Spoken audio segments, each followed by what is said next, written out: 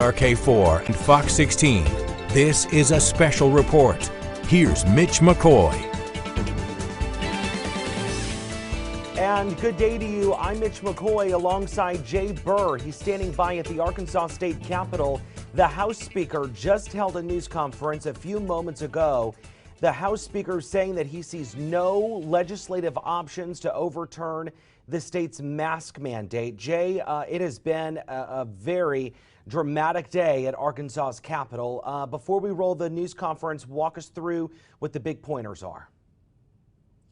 Well, I think you kind of hit it right there, and you can kind of see it down there at the bottom of your screen. There are no legislative options that are really left. Now, technically, both bills that were voted down today can be brought up again because, the rules of the House allow for 2 opportunities for bills to go through. But really, there was such a resounding, widespread, no favor of either one of these bills in either form that I just really think they're going to vote on the federal PUA issue in the morning. That'll probably pass through. And then they're going to call it a day for all intents and purposes. It was really an interesting day, at least on the state side as well. The city side, that's a story in itself. We'll talk about that in just a moment.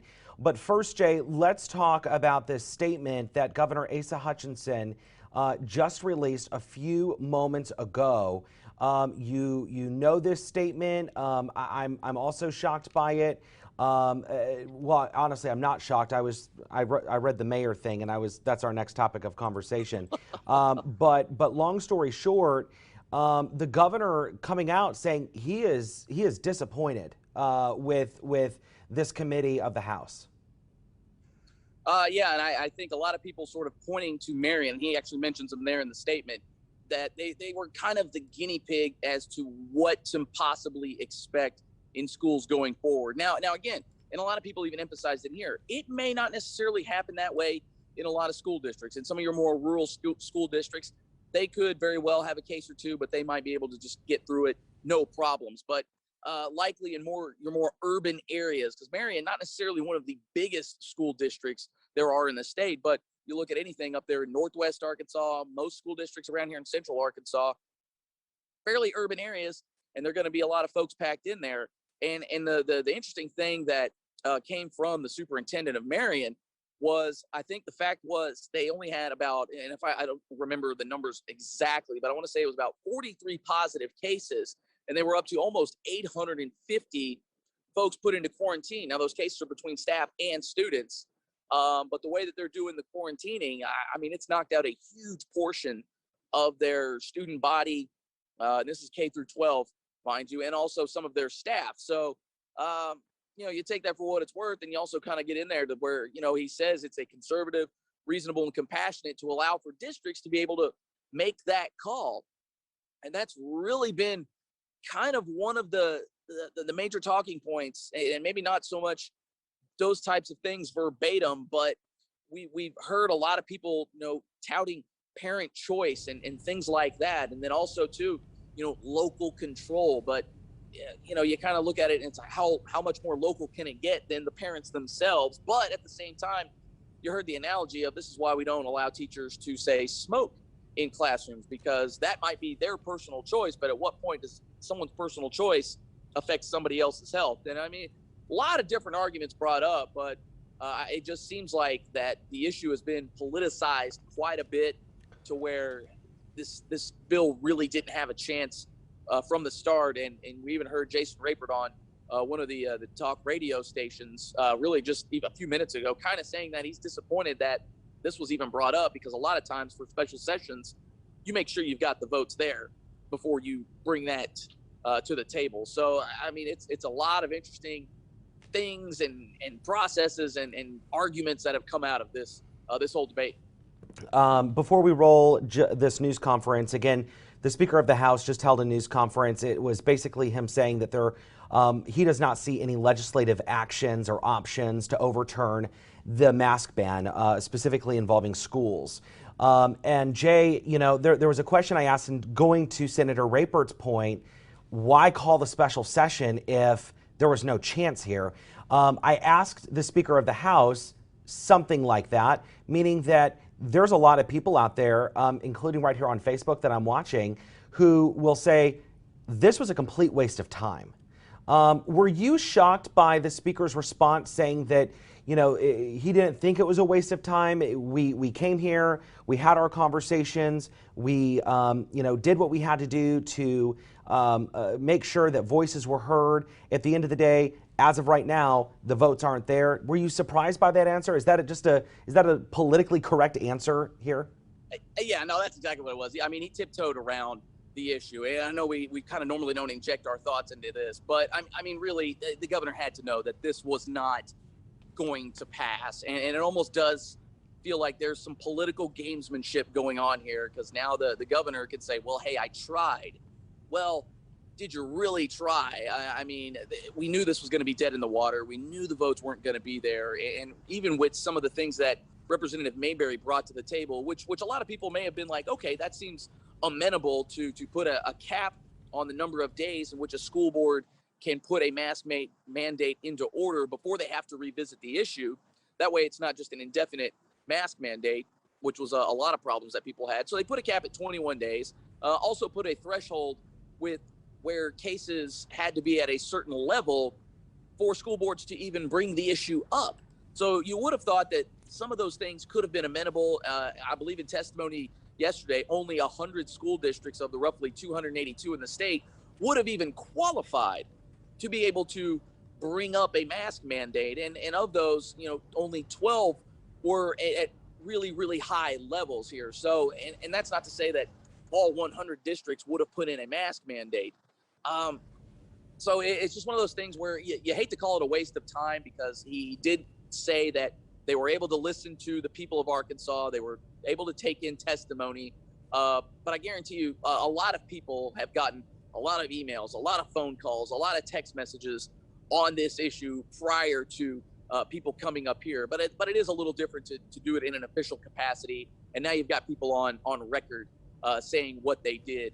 But it was a fascinating process to watch. But this whole special session even, was very unprecedented, as things were kind of done backwards. I think I even said that earlier in the week, that normally you try to have things pretty well squared away before you call the session, whereas this one was a little backwards, where, hey, we're going to call the session even though everything's not necessarily squared away.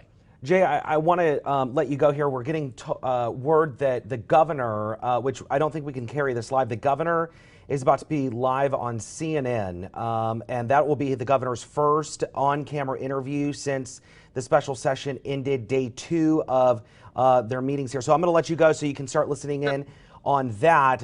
Let's quickly go over to what the news is right now. The House Speaker held a news conference within the last hour, basically saying there are no legislative options to overturn the state's mask mandate, the ban on the mask mandate here in Arkansas. This wrapped up just a few moments ago. Let's listen in here to the Speaker of the House deliver this news conference. There were reporters also asking questions. This was held over Zoom, so audio may be difficult to hear sometimes. Long story short, here's the Speaker of the House. I was just curious, is this issue dead as far as being on the House side? Are you referring to the possibility of recording in adjusting progress? The mask ban, I take it is what you're referring to.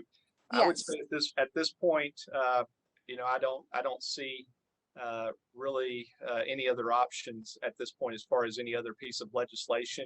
I do think that there have been just recently maybe 1 or 2 bills that have been filed on the issue.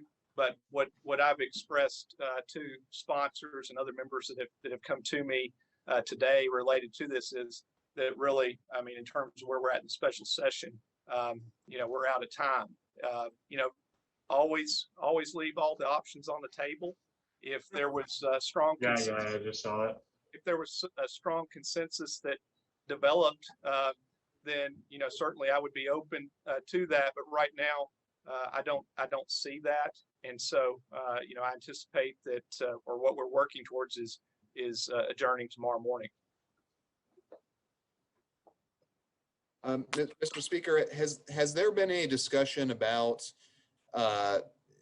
legislatively looking at delaying school? Is that being talked about, or is even that off the table?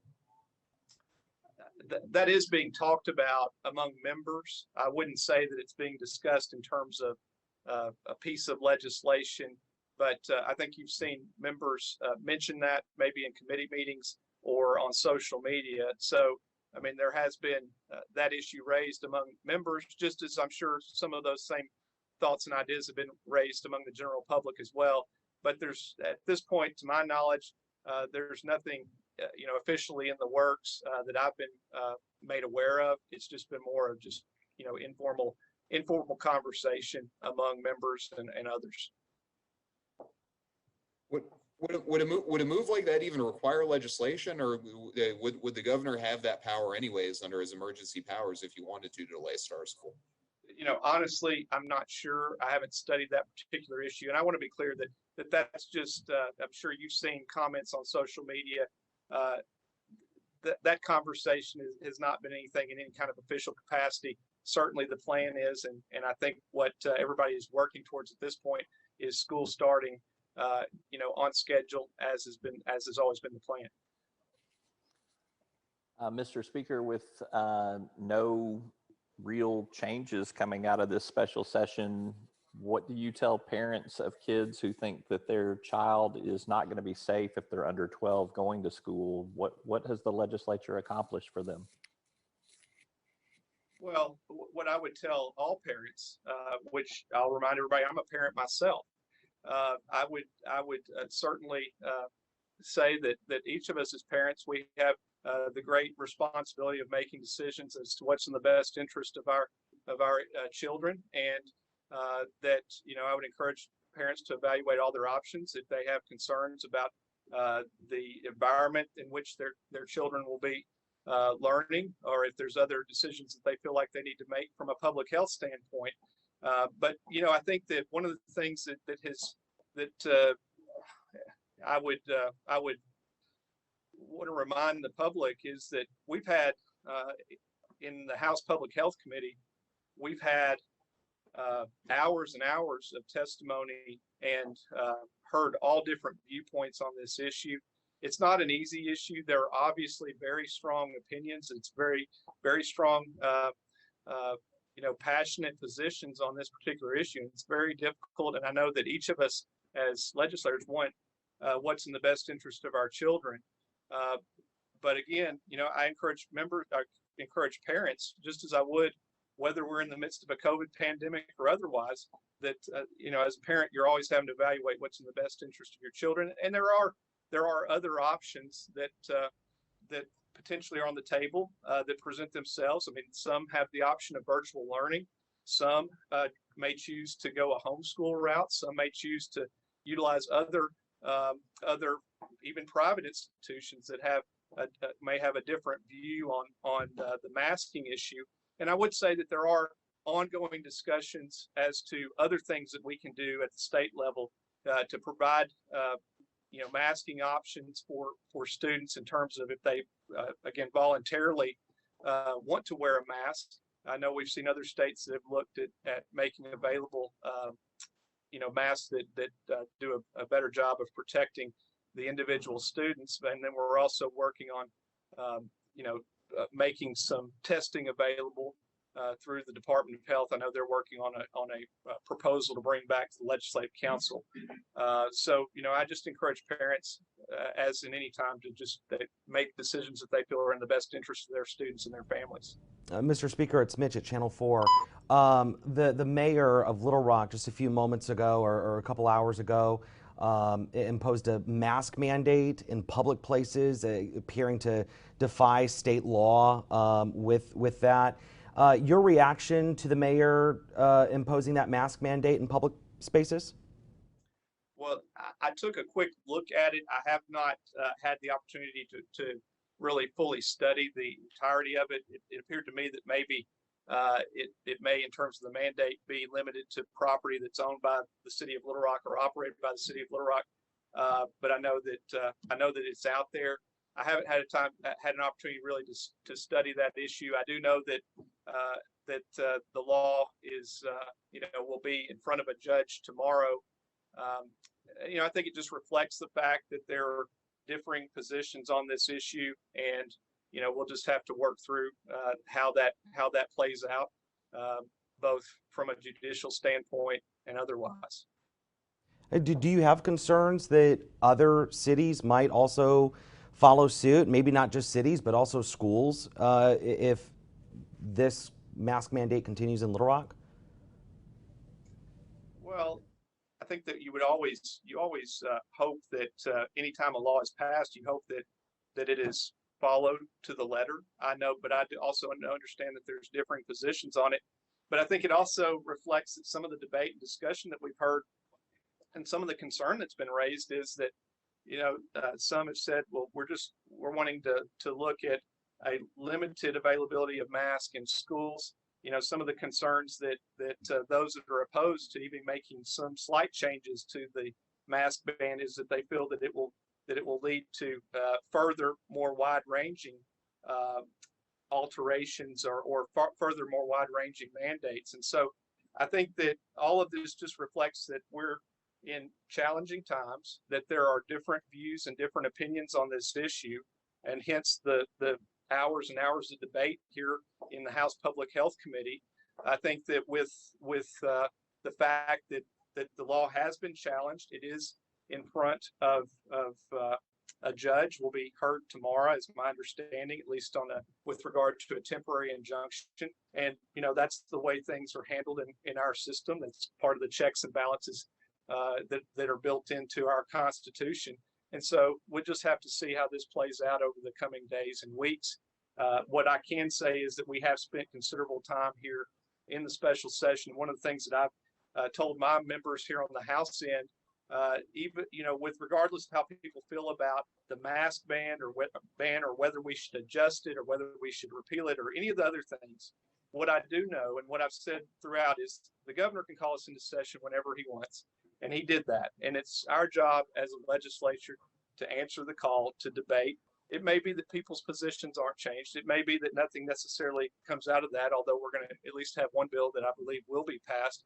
But I am proud of the fact that we have had that debate. We've allowed the public to come in and have an opportunity to express their feelings on it. I don't expect that coming out of this session that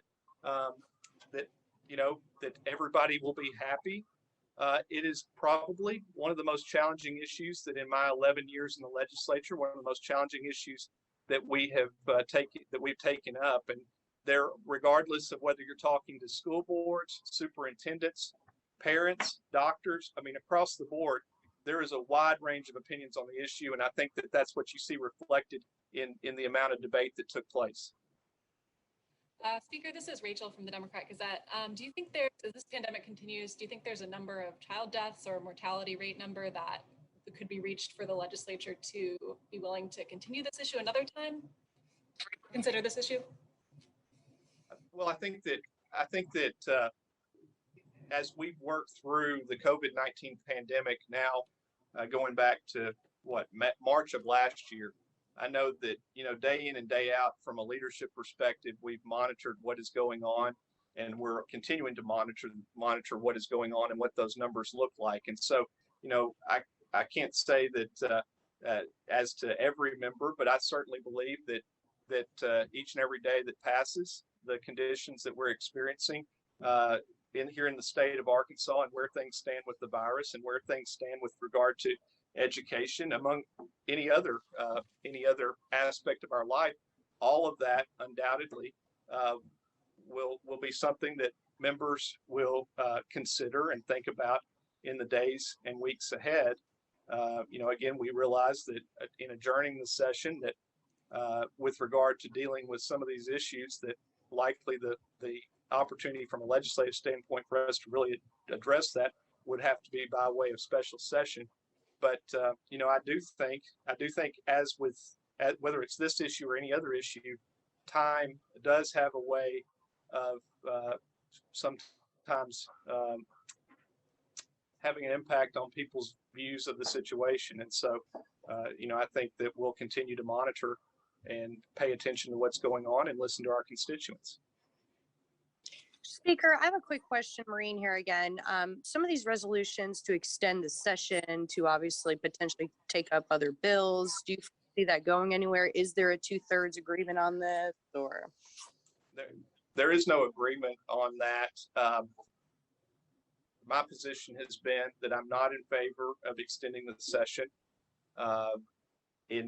To my knowledge, at least in the recent history, going back a number of decades, that there hasn't been an extension of a special session. I'm not in favor of that. I'm not going to say I could never be in favor of it, because there could be circumstances, that could develop that might change my mind. But just as kind of my default position is, I'm not in favor of that extension. I've looked generally at the pieces of legislation. I know other things may have been filed here recently, but as of looking at it, midday today or this morning, my view on it still was that we shouldn't extend the special session, that we should work to adjourn in the morning, and then we should be ready to reconvene at a later date to take up redistricting and deal with those issues once we have the full numbers from the Census Bureau. That is the majority of the news conference, the major bullet points from the Speaker of the House. This was recorded about an hour ago at the state capitol. You see there on the House floor. The Speaker basically saying that there are no legislative options that he sees to overturn the state's ban on mask mandates. This specifically for public schools in Arkansas as cases continue to rise. We have live continuing coverage on our website, KARK.com, Fox16.com. Of course, special coverage on this entire special session begins right now on KARK4 News at 6. Of course, Fox 16 News at 9, and then again on KARK4 News at 10. For now, I'm Mitch McCoy. This has been a special report, Arkansas in special session. Good day.